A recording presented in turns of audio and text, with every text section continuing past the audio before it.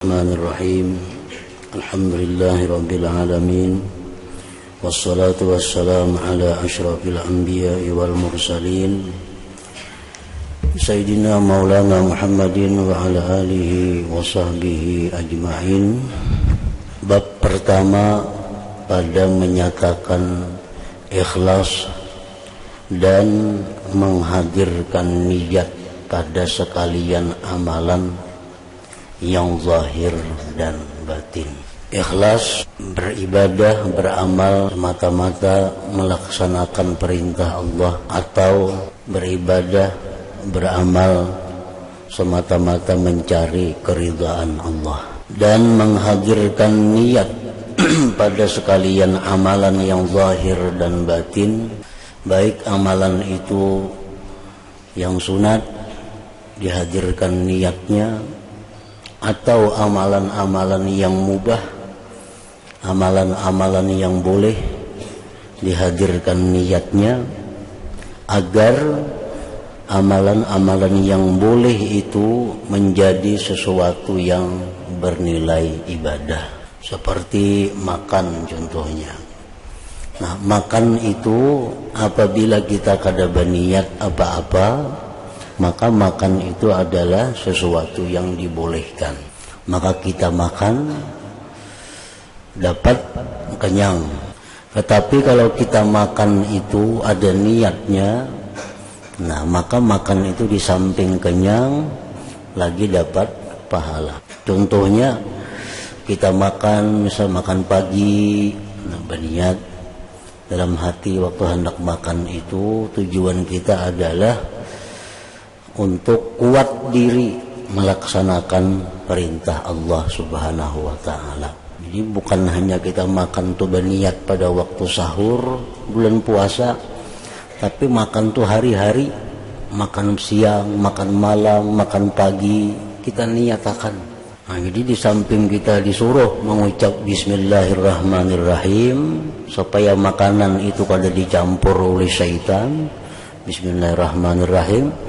Nah, ditambah lagi kita niat makan itu untuk menguatkan diri beribadah kepada Allah. Jadi fungsinya niat itu, pertama dengan adanya niat seperti tadi, makan kita jadi bernilai pahala. Nah, yang kedua membantu diri kita untuk menghindarkan daripada hal-hal yang maksiat. Allah akan membantu, Allah akan menolong. Sebab kita makan tadi berniat. Nah, saja aku makan untuk menguatkan diri beribadah kepada Allah. Nah, niatnya sudah bagus. Jadi kita makan, perut kenyang, tenaganya dapat, pahalanya dapat. Maka kita akan ditolong oleh Allah sampai siang untuk beribadah dan dijauhkan daripada maksiat. Nah, itu contoh menghadirkan niat daripada sekalian amalan. Nah, kita memakai baju, memakai baju contohnya, memakai selawar. Nah, itu kan sudah ada ajaran Nabi, bacaannya ini, Allahumma inni as'aluka min khairihi wa khairi ma fihi wa a'udzubika min syarrihi wa syarri ma fihi. Nah, pakai baju. Nah, supaya kita ada niat yang bagus, kita memakai pakaian ini adalah untuk menutupi aurat yang diperintah Allah menutupinya. Nah, dapat pahala pulang kita berpakaian itu. Nah, jadi sampai pakaian kita lepas, hanya kita lepas daripada pahala. Karena berpakaiannya berniat, saja aku berpakaian menutupi aurat yang diperintahkan Allah menutupinya. Nah, pakai pakaian. Jadi pakaian kita pakaian yang berpahala jadinya. Memakai pakaian yang bagus umpamanya, ini ada macam-macam pakaian. ada pakaian yang bagus, pakaian yang indah. Nah kita niatakan saja kau memakai pakaian yang bagus ini nah untuk mendatangkan kecintaan Allah Subhanahu wa taala. Nah jadi pakaiannya bagus, mana dapat pahala. Nah, jadi samping niatnya menutup aurat, kalau pakaian yang bagus, pakaian yang indah, nah, aku pilih pakaian yang bagus ini apa? Ini ada baju berapa macam, ada tapih berapa macam, kita ambil yang baik. Kenapa ambil yang baik? Ambil yang bagus. Nah, niat kita ada dalam hati untuk mendatangkan kecintaan Allah Subhanahu wa taala. Nah, kenapa gerang? Karena Allah indah dan suka tiap-tiap yang indah. Innallah jamil yuhibbul jamal. Allah itu elok dan Allah suka tiap-tiap yang elok itu. Pokoknya segala perbuatan yang dibolehkan dalam agama itu bisa kita ulah niat yang baik supaya yang boleh itu jadi ibadah, jadi berpahala. Nah tapi kalau maksiat, nah itu kadakawa dirubah dengan niat. Misal pakaian yang maksiat, nah itu kadakawa dirubah jadi berniat yang baik. Orang berselawar handap, maulah berniat saja aku menutup aurat, selawarnya selawar handap pada mau. Kalau binian perempuan baju-baju yang membuka kelihatan aurat, kaulah berniat saja aku memakai baju ini untuk menutup aurat, pakaiannya aja kada menutup aurat, kada kau berniat itu karena nang haram itu kada kau diniatakan dengan niat yang baik. Pakaian yang bagus tapi haram, pakaian yang indah tapi haram. Kalau niat saja aku mengambil pakaian ini mendatangkan kecintaan Tuhan, sedangkan Tuhan marah, itu pakaian yang haram, nah kada kawa. Jadi kalau pakaian kita yang boleh, pakaian kita yang mubah, nah setiap kali kita berpakaian kita niatakan satu menutup aurat, yang kedua mendatangkan kecintaan Allah Subhanahu wa taala. Nah itu maksudnya menghadirkan niat pada sekalian amalan yang zahir. Kita mencari makan yang nyaman, makan biasa hari-hari sudah kayak itu. Di rumah kita makannya kayak itu bang sudah, besokan ini, tang hari ini, malam. Di rumah biasa kayak itu aja makan. Nah kadang-kadang makan itu niatakan untuk menguatkan diri, melaksanakan ibadah. Nah sewaktu-waktu kita hendak merasai makan yang nyaman, datang ke warung mana, ke situ ke mana, hendak makan yang nyaman nih. Nah kayak apa niatnya supaya makan nyaman itu terdapat berpahala pulang. Nah jadi niatakan makan yang nyaman itu, nah aku mencari makan yang nyaman ini untuk menambah kesyukuranku kepada Allah, untuk menambah syukur. Nah biasa makan iwak besanga, kuah mie, syukur juga lawan Tuhan. Tapi ini makan nasi sop besati, lain syukurnya lain. Nah jadi makan yang nyaman-nyaman tuh sewaktu-waktu kita cari makan nyaman di mana, tapi niat hati kita bukan memuaskan hawa nafsu, pada tuh orang kada beriman itu. Memuaskan liur makan ke situ kemari cari itu orang kada berilmu, kada beriman. Kalau orang beriman itu mencari yang nyaman-nyaman itu tujuannya apa? Untuk menambah syukur yang sudah ada. Minum banyu teh lapas semuanya, minum ampi haus syukur aja juga. Tapi meminum teh es bagula lain syukurnya. Nah jadi menambah kesyukuran itu adalah bagian daripada ibadah juga. Jadi belajar niat semuaan gawing supaya ada niatnya, sehingga kita kemana-mana ada niat, jangan kosong. Ini orang mengembara, orang berkelana itu orang kadada arah, orang bakalana mengembara itu orang nang kadada arah. Nah kemana itu berjalan? Pokoknya aku mengembara, kemana sampainya? Nah itu orang kadada arah ngarannya. Nah kalau hati kita kosong daripada niat, itu ngarannya hati kita nang mengembara. Bujur ada zahirnya nak kemana nak ke Banjar, tapi tujuannya nang apa? Kadada nang musti. Itu ngarannya hati nang mengembara, hati nang bakalana. Nah hendaknya tujuan zahir kita itu jelas, kemana? Ke Banjar. Niatnya apa? Nah niatnya cari nang bagus. Jadi niat itu yang mendorong kita. Nah, niat itu yang membangkitkan kita untuk memakai, untuk memakan, untuk meminum, untuk bergerak. Niat itu yang mendorong.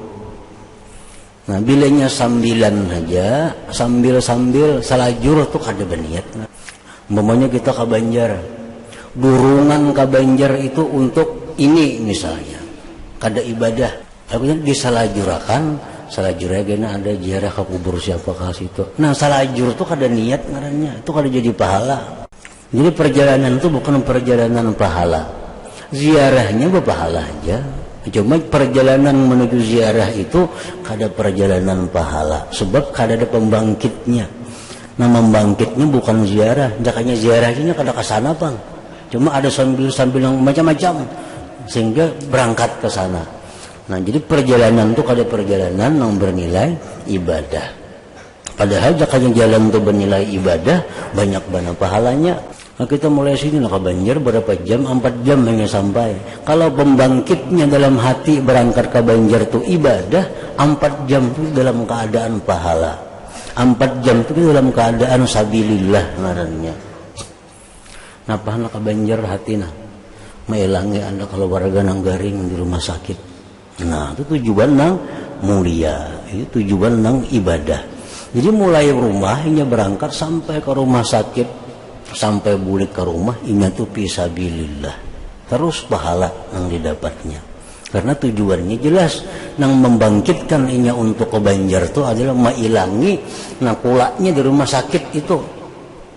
Kebetulan di Banjar kujuk-kujuk ke situ kamari itu kada kisah lagi. Karena itu sambil aja.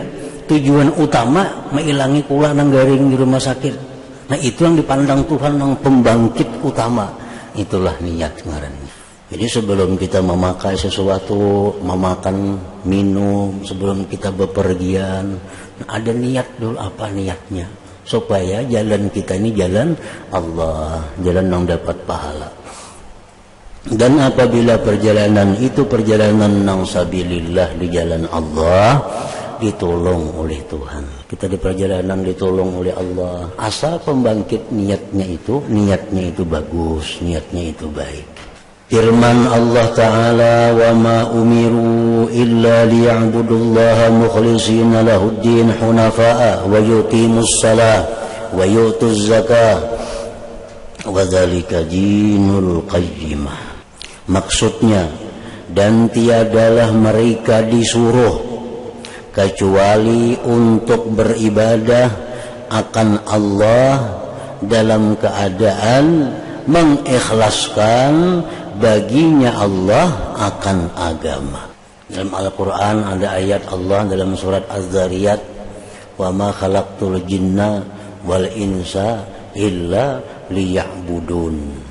Nah, itu Imam Ali bin Abi Thalib karramallahu wajhah menafsirkan ayat itu, artinya ujar Tuhan, kada aku ciptakan jin dan manusia melainkan liya'budun, melainkan aku perintah mereka untuk beribadah. Jadi tidak aku ciptakan jin dan manusia, melainkan aku perintahkan mereka untuk beribadah kepadaku. Lalu ibadahnya macam apa? Allah menyuruh beribadah kayak apa garang ibadahnya? Nah, ayat ini pulang, wa ma umiru illa liya'budullaha mukhlishin lahuddin. Tidaklah mereka disuruh kecuali untuk beribadah akan Allah dalam keadaan mengikhlaskan baginya akan agama. Jadi Allah bukan hanya semata menyuruh ibadah, tapi Allah menyuruh juga ikhlas dalam ibadah itu. Ikhlas nang bujur-bujur ikhlas tadi, ya tadi. Senak sembahyang, disuruh Tuhan sembahyang. Meninggalkan ini dilarang Tuhan. Nah, itu ikhlas dalam meninggalkan maksiat. Bersedekah disuruh Tuhan bersedekah. Nah, itu ikhlas. Boleh juga ikhlas itu mencari keridhaan. Nah, ini lebih baik lagi dari yang tadi. Ini orang ini merasa disuruh Tuhan lalu sembahyang. Nah, jadi aku sembahyang ini semata-mata Allah nyuruh. Jangan yang lain nyuruh pada sembahyang pang subuh ini. Cuma nih Allah yang menyuruh sembahyang subuh. Kalau aku sembahyang subuh, nah itu ikhlas karena Allah. Itu sudah baik. Tapi yang lebih baik lagi mencari keridhaan Allah. Kenapa sembahyang hakun bertengah malam pukul 2 hari hujan? Aku hendak dapat keridhaan Allah. Nah itu yang paling bagus lagi. Nah hendak mendapat keridhaan Allah. Itu jauh lebih baik daripada yang tadi diperintah. Lebih baik daripada hendak dapat surga. Lebih baik daripada supaya jangan masuk neraka. Kalau kita bersedekah, kita menuntut ilmu, mulai rumah kita turun untuk menuntut ilmu, mencari keridhaan atau mendapatkan keridhaan Allah Ta'ala. Jadi kalau kita mulai rumah menuntut ilmu, turun dari rumah dengan niat menuntut keridhaan, menuntut ilmu, mencari keridhaan Allah. Nah mulai rumah sampai kita ke pengajian, balik ke rumah, kita dalam keadaan diridhai oleh Allah. Anda kalau mati dalam husnul khatimah ngarannya itu. Orang menuntut ilmu, niatnya mulai menuntut ilmu apa? Tuhan nyuruh, ikhlas juga ngarannya. Mereka menuntut ilmu, aku hendak dapat keridhaan Allah, ikhlas juga ngarannya. Nah turun mulai rumah, di tengah jalan mati husnul khatimah ngarannya. Sama aja orang hendak ke Banjar tadi. Napa ke Banjar tadi tujuan? Ada kula nang garing, kan disuruh mailangi orang garing. Atau ada kawan nang garing, ada kawan nang garing, pulang ke Banjar, mati tengah jalan, baik mati bujur atau mati tabrakan, mati apa, matinya husnul khatimah karena niatnya bagus. Coba kalau niatnya kada kekaruan, niatnya sudah mulai rumah turun tuh niatnya kada bagus. Kalau niat nang mubah ya, sama lawan mengambara itu kada ada apa-apa. Apalagi niatnya maksiat, aku mulai rumahnya sudah turun niatnya hendak beremian ke sana, mati di tengah jalan, mati dalam su'ul khatimah ngarannya. Mati dalam su'ul khatimah. Sakit nih tuh. Jadi yang hendak kita berbuat kebaikan, niat berdahulu. Kalau hendak juga berbuat maksiat, jangan berniat. Artinya kalau memang harus berbuat maksiat juga karena manusia ini kada sunyi daripada maksiat, buatlah maksiat tapi sepuntan. Apa arti sepuntan? Jangan maksiat, jangan berniat, jangan berencana. Ini seminggu sudah berencana, kayaknya aku hari hendak berbuat maksiat. Nah semingguan dalam kemurkaan Allah. Walaupun engkau sembahyang tiap hari, walaupun engkau mengaji tiap hari, tapi karena niat seminggu sudah bertunggu untuk maksiat, semingguan dalam keadaan dimurkai oleh Allah. Manusia ada bisa nafsu, kada maksiatnya. Memang garisannya kayak itu. Buatlah maksiat tapi jangan berniat. Nah, jangan berniat berbuat maksiat, tobatnya nyaman. Jadi kalau berbuat baik, nah ya dirancang bahwa kayaknya aku lagi 6 bulan lah. Insyaallah kayaknya aku hari libur 6 bulan ini aku hendak mailangi kula di anak silaturahmi ke anak ziarah ke nah hendak pokoknya baikan. Nah apa padahal 6 bulan lagi tuh. Nah selama 6 bulan itu niatnya bagus tadi, dalam keridhaan Allah subhanahu wa ta'ala, itu amal yang kada ngalihi, amal yang kada ngalihi. Baca Quran saja mungkin panat sudah. Tapi kalau kita niat tadi bagus, nah padahal awas tadi gawiannya tapi niatnya sudah ada, nah itu nang untung. Orang-orang yang ditakdirkan Tuhan menjadi orang yang beruntung, orang yang dimudahkan Tuhan untuk berniat baik. Orang-orang yang digariskan Tuhan celaka, orang yang selalu merencanakan perbuatan maksiat di hari yang akan datang. Jadi Allah menyuruh kita beragama, Allah menyuruh kita beribadah, ikhlas tadi.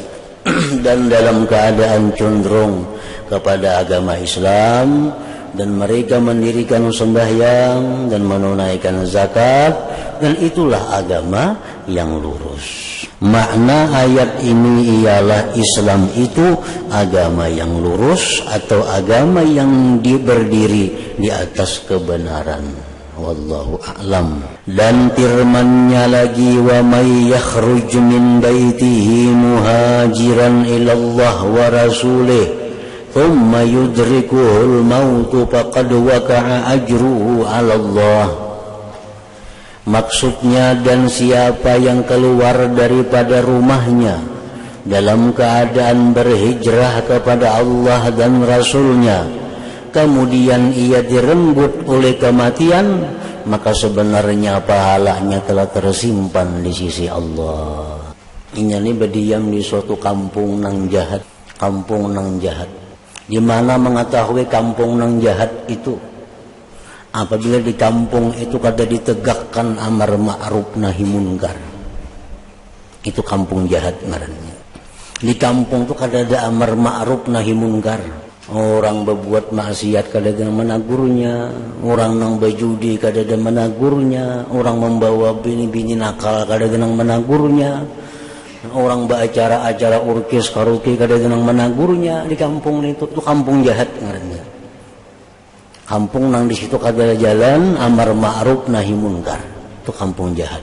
Nah, bila kampung jahat ini kita kada kawa membaiki, kita disuruh pindah.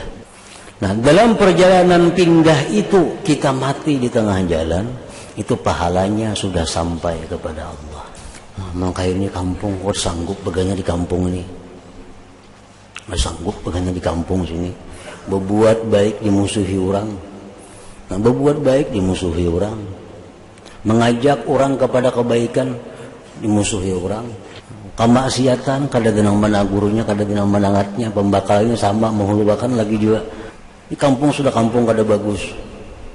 Nah, aku pindah kemana? Nah, dalam perjalanan pindah itu dia meninggal dunia. Nah, ini orang husnul khatimah, ini orang mati dalam keridaan Allah, dan pahalanya sudah sampai kepada Allah. Dan firman-Nya lagi, Rabbukum a'lamu bima fi nufusikum, maksudnya, dan Tuhanmu sangat mengetahui dengan apa yang ada di dalam hatimu. Tuhan yang paling mengetahui.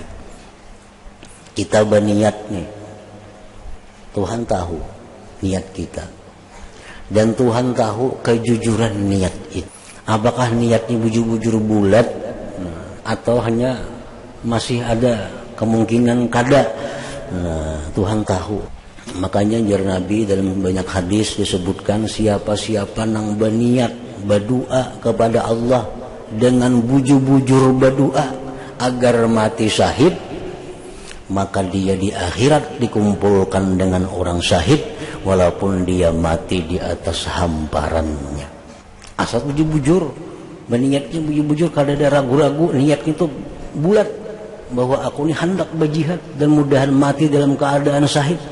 Niatnya bujur-bujur, nah Allah tahu nang kebujuran niatnya itu kayak apa. Nah, pasti akan ditolong oleh Allah, dimasukkan dia di akhirat dalam kelompok orang-orang yang mati syahid. Dan firman-Nya lagi, la yanalallahu luhumuha wala dima'uha walakin yanaluhu taqwa minkum. Maksudnya, dan tidak mencapai akan Allah oleh dagingnya daging kurban, dan tidak pula darahnya kurban, tetapi yang sampai kepadanya hanyalah ketakwaan daripada kamu. Berkata Sayyidina Abdullah bin Abbas radhiyallahu anhuma di dalam menerangkan ayat ini, yang sampai kepada Allah Ta'ala ialah niat dalam hati kamu. Orang berkurban sapi, kurban kambing, kan dibagi-bagi dagingnya. Sampai lawan Tuhan lah dagingnya. Dagingnya kada sampai lawan Tuhan. Dagingnya dibagiakan kepada tetangga. Nang sampai kepada Tuhan apa? Niat nah ada di hati kamu itu. Untuk apa ini berkurban? Ada niatnya. Nah, kalau berkurban itu niatnya bujur-bujur kurban, kan kurban itu artinya pendekatan diri kepada Allah.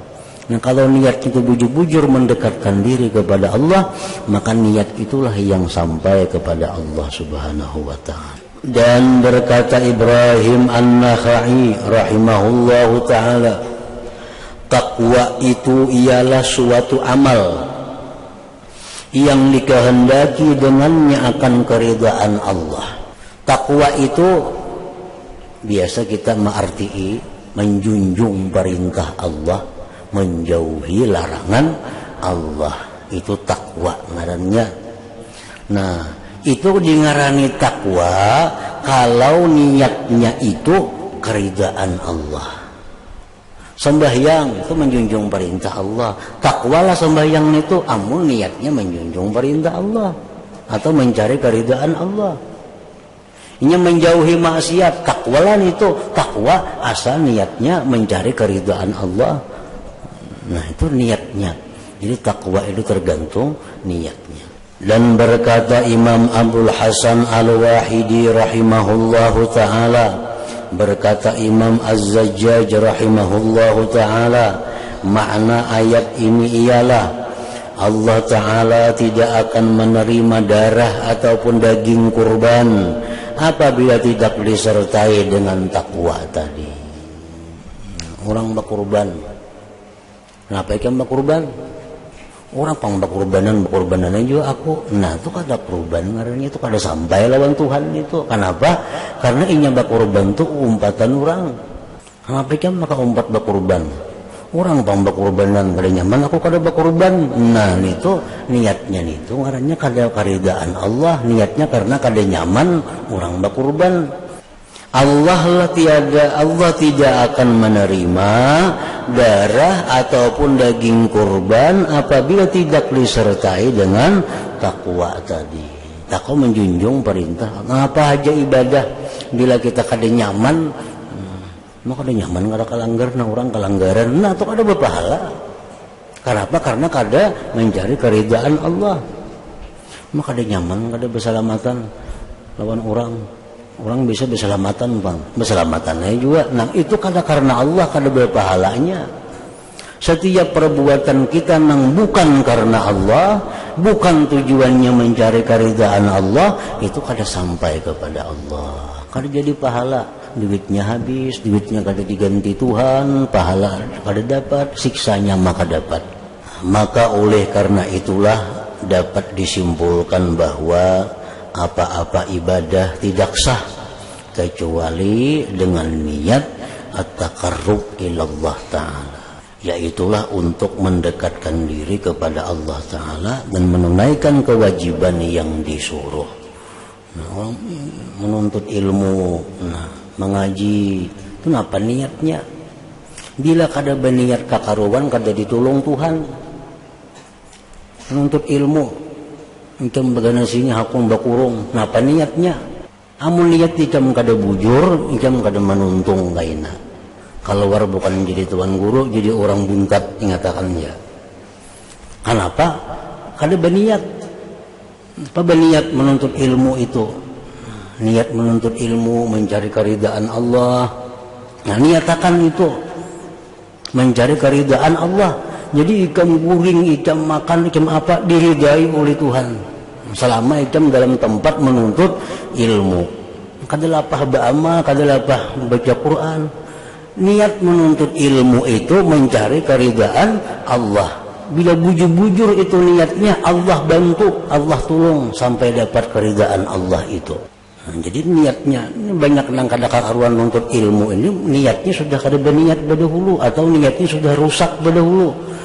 Mengaji kada mau menuntung, mengaji kada mau selesai. Kenapa? Karena kada berniat. Ujar para ulama mengatakan al-amru makana lillah fahuwa yatim wa makana li ghairihi sayan hadim. Nah itu ingatakan benar itu al-amru makana lillah fahuwa yatim wa makana li ghairihi sayan hadim. Sesuatu perkara apabila diniatkan karena Allah pasti tuntung. Mengaji niatnya karena Allah mesti tuntung. Jadi bila mengaji niatnya kada karena Allah kada tuntung, tahan jalan ampih. Nang siapa aja itu berlaku umum nang Tuhan, nang anu, binian, lakian, siapa aja. Bila mengaji menuntut ilmu itu karena Allah, tuntung tuh. Allah pasti membantu. Tapi bila mengaji itu ada tujuan-tujuan lain, menuntut ilmu itu ada ipik-ipik lain, pagat di tengah jalan. Ada tuntung. Itu sudah dalilnya al-amru makana lillahi fahuwa yatim, nah, wa makana li ghairihi sayan hadim. Bermula perkara itu apabila karena Allah, fahuwa yatim, dia sempurna, dia selesai. Bila kada selain Allah, sayan hadim, pasti akan rubuh. Kada menuntung artinya. Orang mengaji ampih di sekolah, memang niatnya kada karena Allah. Kalau orang mengaji itu niatnya karena Allah, kada mau ampih mengaji itu kemana aja. Sebabnya kada ada kepentingan lain pada mengaji, mencari keridaan Allah. Kepentingannya cuma mencari keridaan Allah. Keridaan Allah itu kada ada habis-habisnya. Jadi mengaji pun kada ada habis-habisnya. Kenapa dulu mengaji ini kenapa maka ampih aja? Memang dari asalnya kalau karena Allah, ada dunia lain yang dicarinya. Makanya mengaji itu kada mau tuntung. Nah, jadi ingatakan benar itu al-amru makana lillah bahwa yatim wa makana li ghairihi sayan hadim. Ya hadratin Nabi sallallahu alaihi wasallam al-Fatihah. Iyyaka na'budu wa iyyaka nasta'in ihdinas siratal mustaqim siratal ladzina an'amta 'alaihim. Bismillahirrahmanirrahim. Alhamdulillah rabbil alamin wa sallallahu wa sallim ala sayyidina Muhammad wa alihi wa sahbihi ajma'in. Allahumma ja'al jam'ana hadza jam'an maghfura wa tafarruqana min ba'di tafarruqan ma'suma wa ilmana ilman nafi'a wa hamalana hamalan maqbula wa rizqana rizqan wasi'an halalan thayyiba. Allahumma iftah 'alaina futuhal 'arifin wa ja'alna ya Allah min ibadikas salihin bi rahmatika ya arhamar rahimin. Sallallahu ala sayyidina Muhammad wa alihi wa sallam. Alhamdulillahi rabbil alamin.